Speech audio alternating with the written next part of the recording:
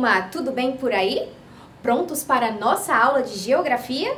Eu sou a professora Ellen Rúbia e hoje vamos falar sobre organizações internacionais. Sabe o que é? Conhece alguma? Vamos conversar sobre isso já já. Antes de iniciar a aula, tenho 2 recados. Primeiro, já marcou sua presença? É muito importante termos sua frequência registrada por aqui. Basta você acessar o código QR que aparece aí na sua tela. O segundo recado é para os professores e professoras que nos acompanham. A habilidade trabalhada nesta aula será analisar a atuação das corporações internacionais e das organizações econômicas mundiais na vida da população, em relação ao consumo, à cultura e à mobilidade. E o objetivo é refletir sobre globalização e entender o que são corporações, organizações internacionais. Ah, mas hoje nós utilizaremos nosso material. Você vai precisar de caderno, lápis e borracha. Ter esse material será importante para fazermos algumas anotações durante a aula, que vão nos ajudar a entender sobre o assunto. Vai lá que eu espero um pouquinho enquanto você pega o seu material.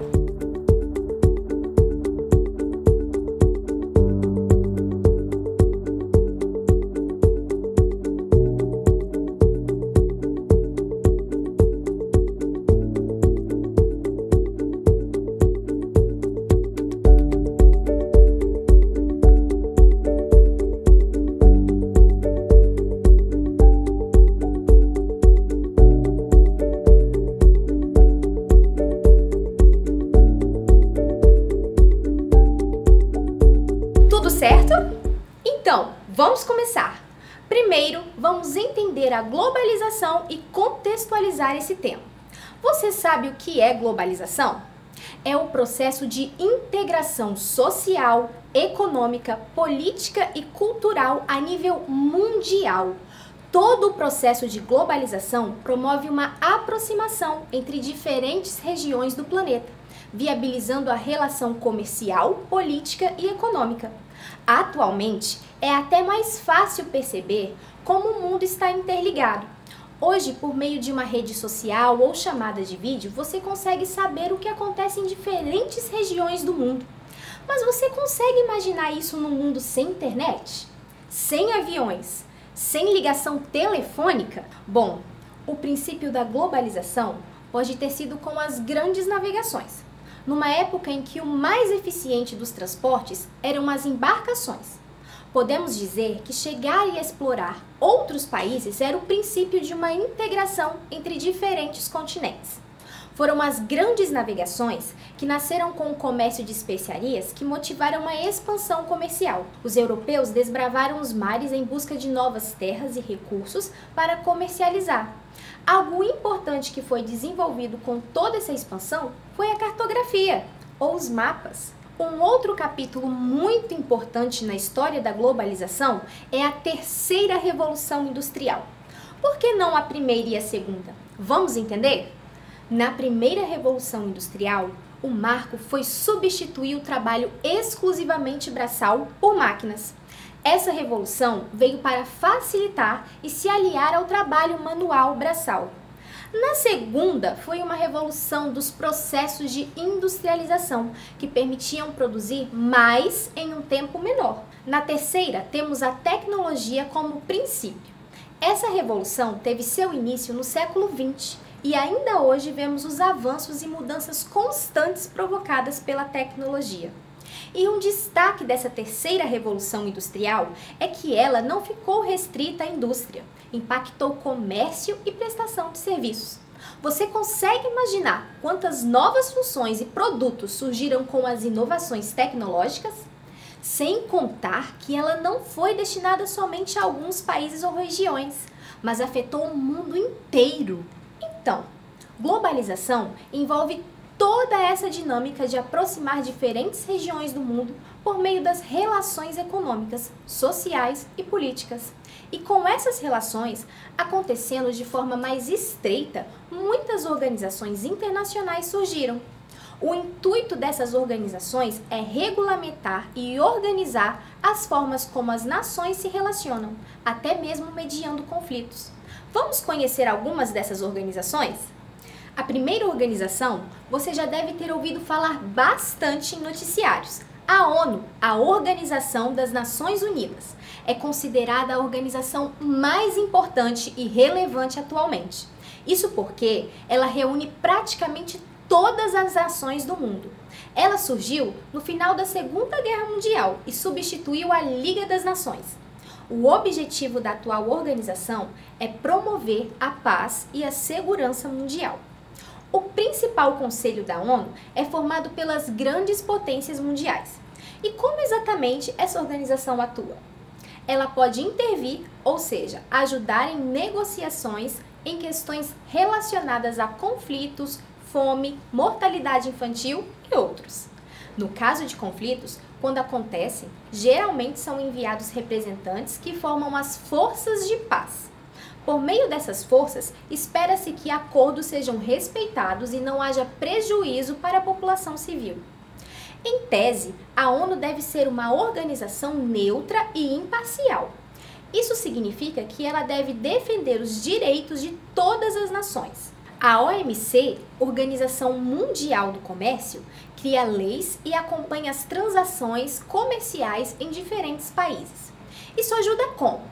Sabe a encomenda internacional que às vezes recebemos? Muitos produtos são taxados quando entram em um país diferente. A OMC fiscaliza se as tarifas cobradas estão com valores muito elevados, até porque essas taxas impactam não só as pessoas físicas, mas grandes empresas também.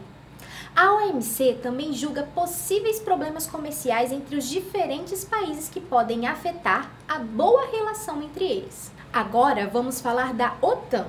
Entre os seus objetivos, o primordial é intervir em conflitos armados em qualquer parte do mundo, a fim de assegurar direitos internacionais. Assegurar esses direitos evitaria ameaças ao sistema internacional. É uma organização que reformulou seus objetivos ao longo do tempo, de acordo com o contexto, e nasceu como um pacto militar. A sigla significa Organização do Tratado do Atlântico Norte. Inclusive, esta organização esteve em bastante evidência nos recentes conflitos entre Rússia e Ucrânia. O FMI, Fundo Monetário Internacional, é uma organização financeira. É composta por 187 países e é uma corporação que concede empréstimos aos países que solicitam. Basicamente, isso serve para garantir estabilidade econômica internacional. E claro, os países que mais contribuem nesse fundo têm mais poder de decisão. Uma das exigências do FMI para que os países peçam empréstimo é justamente abrir sua economia para o comércio estrangeiro. E temos o Banco Mundial. Ele também tem como objetivo conceder empréstimo, mas é voltado aos países da Ásia, África e Américas. Com isso, pretendem estimular o crescimento dos países membros por meio de incentivos na área agrícola e industrial. E é uma organização financeira vinculada à ONU. Foi criada na mesma época do Fundo Monetário Internacional. Uma organização amplamente divulgada nos últimos anos foi a OMS, Organização Mundial da Saúde. Foi possível todos nós observarmos a atuação dessa organização. Ela elabora estudos sobre epidemias e normas internacionais para alimentos e produtos farmacêuticos. Também trata das questões sanitárias como nutrição, higiene e saneamento básico. Bom, essas são algumas organizações internacionais de maior influência a nível global. Como vimos, todas elas têm em comum nos objetivos viabilizar as relações entre diferentes nações. Isso por meio da regulamentação e intervenção quando necessário. Nem todos os países fazem parte de todas as organizações. Algumas são mais restritas e outras mais abrangentes. Mas e o Brasil? Faz parte de alguma organização mundial? Sim, o Brasil faz parte de diversas organizações de diferentes regiões no mundo. Vamos falar sobre algumas, começando pelas organizações já mencionadas aqui. O Brasil está na Organização das Nações Unidas, a ONU, e também na Organização Mundial do Comércio. E há algumas relações estabelecidas de maneira mais regional, em que países do mesmo continente ou que fazem fronteira se reúnem para viabilizar relações comerciais. É o caso do Mercosul, que significa Mercado Comum do Sul. O Mercosul surgiu em meio às discussões sobre o mercado econômico regional para a América Latina. A criação desse bloco econômico buscava aumentar as ofertas de emprego e renda, melhorando as relações econômicas entre os países. As primeiras conversas sobre esse projeto surgiram na década de 1980, entre Brasil e Argentina. Na década de 1990, o Uruguai e o Paraguai passaram a integrar esse bloco. Criada essa zona de livre comércio, foi idealizado também entre esses países a tarifa externa comum.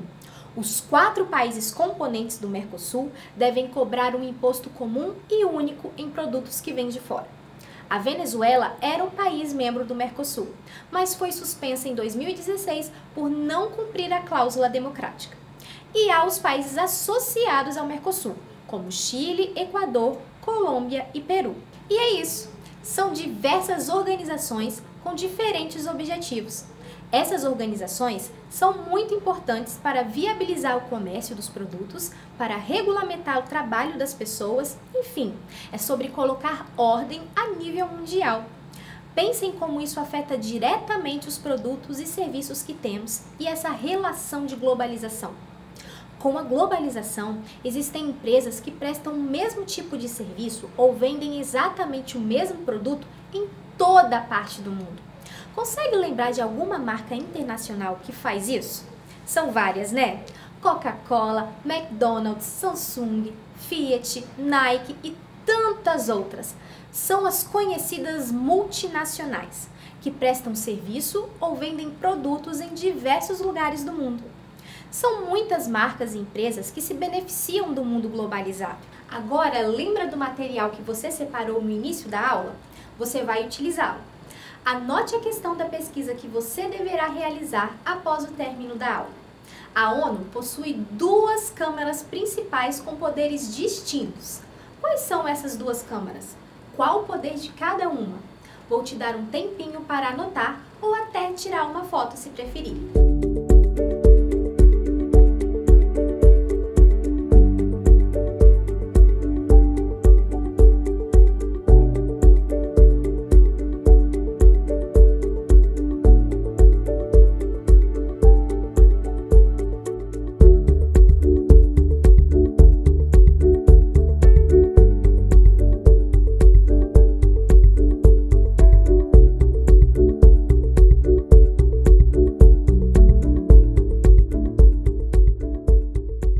Anotou?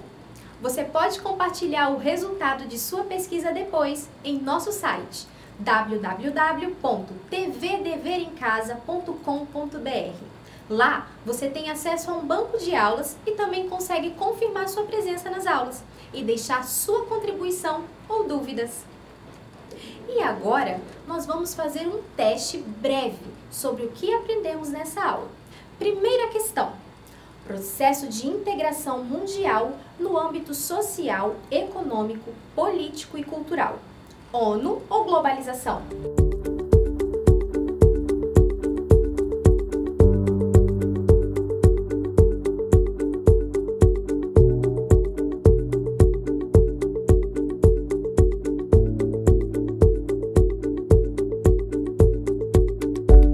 Neste caso, estamos falando da globalização. A ONU é uma organização internacional. Embora ela trabalhe para viabilizar essa integração, ela não é um processo em andamento. A ONU é uma corporação. A próxima questão é: tem como objetivo conceder empréstimos aos países da Ásia, África e Américas? FMI, Fundo Monetário Internacional ou Banco Mundial? Um tempinho para você pensar.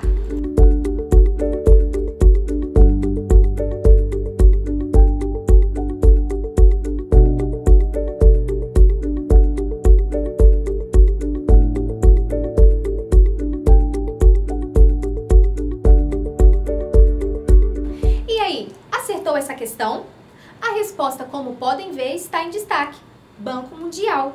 O FMI concede empréstimos de maneira mais ampla. O Banco Mundial tem como foco esses continentes, Ásia, África e Américas, a fim de promover o desenvolvimento econômico dos países que integram a organização.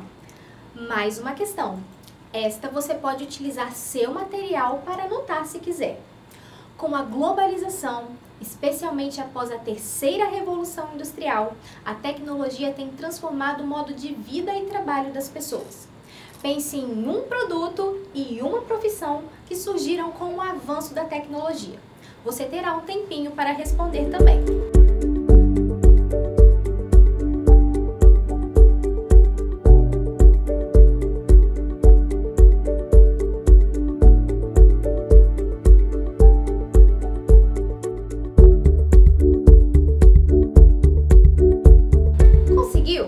Nem é tão difícil pensar em um produto. O celular é um exemplo clássico. Os computadores e tablets, vários, sem contar as novas tecnologias presentes nas TVs, nos carros e até em eletrodomésticos. Sobre profissões, podemos pensar na alta demanda de profissionais na área de tecnologia da informação.